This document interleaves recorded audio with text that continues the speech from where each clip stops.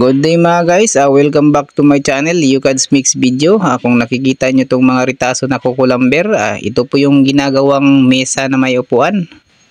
Sa araw nito guys ay pipintahan po namin yan step by step. Papakita po namin sa inyo. Una pong gagawin natin ito, siyempre babalutan po natin yan ng body filler. Ito po yung natapos namin na binabalutan ng body filler gamit yung palitan natin. Pangalawa at susunod nating gagawin, siyempre i-grind natin yan gamit po yung 120 na liha. Kaya natin ginagamitan to ng grinder mga guys para mabilis po yung ating trabaho. Pero ginagamitan din namin yan ng kamay, manual para makinis talaga. Pangatlo at susunod nating gagawin dyan, dahil natapos na po natin yung pagliliha, ito na po yung gagawin natin guys. Babalutan po natin yan na epoxy primer gamit ang Synchromate Yellow. 3 ulit po natin yan binabalikan ng pagpa-primer na epoxy primer mga guys, kasi ito na po yung background natin sa paghahaspi. Pang-apat at susunod natin gagawin dyan, siyempre gagawan po natin yan ng grano. Ginagamitan po natin ng oil wood stain yan na may kahalong Venetian red, rosina at saka lamp black. Laging tatandaan nyo mga guys, pag tayo ay naggagrano, magsisimula po tayo sa straight line para madali po tayong makagawa ng grano. 3 po kaming gumagawa ng grano dito guys, kasama ko yung mga kumpari ko, kumparing Lasak at saka si kumparing Marvin.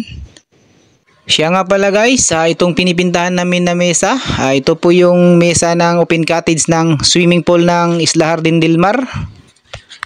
Mga guys, huwag kayong mag-alala, abang-abang lang po kayo. Pag natatapos na po itong swimming pool dito, abangan nyo, ibablog ko po ito para makikita nyo kung gaano kaganda po yung Isla Jardín del Mar na pagliliguan nyo guys.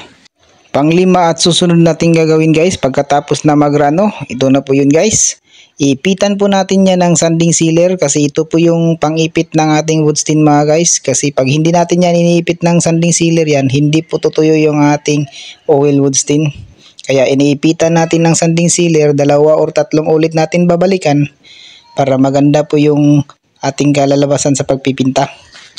Dapat 3 ulit po na balikan mga guys.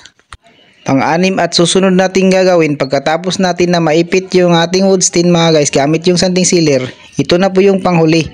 Tatapkutan po natin yan gamit po yung Urethane Top Coat Clear. 1 or 2 or 3 ulit po natin yan babalikan para makintab po yung ating pinipintahan mga guys. Ito po yung natapos natin sa araw na ito guys. Maraming salamat sa inyong panunood.